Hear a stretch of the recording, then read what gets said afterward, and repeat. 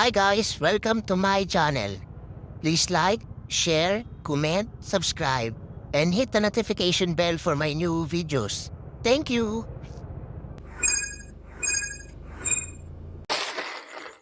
Hi guys, welcome to my channel. So ngayon guys, meron tayong parcel galing kay TikTok Shop at ang sender natin ay si Smartifact Technology.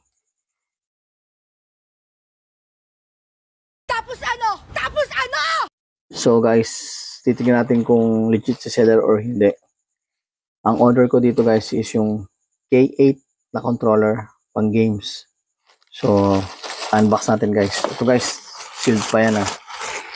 So yan, unbox natin.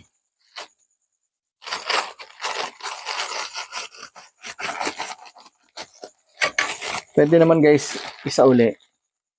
Kung fake yung dumating sa inyo, counterfeit or damage, pwede isa uli yun guys. Naka-bubble wrap pa guys. Nice.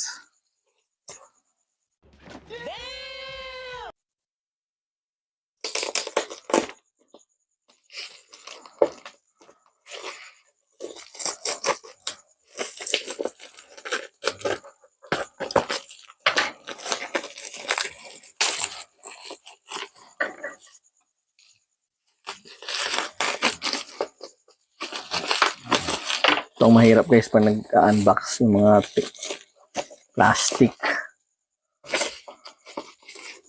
Mahirap tanggalin. So guys, si seller is legit. So ito guys, GameStick K8. So titingnan natin kung ano yung laman guys.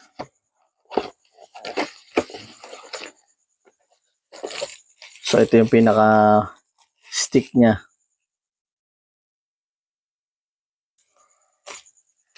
K8. May kasama siyang Bluetooth wireless connector. So, ito yung dalawang controller guys.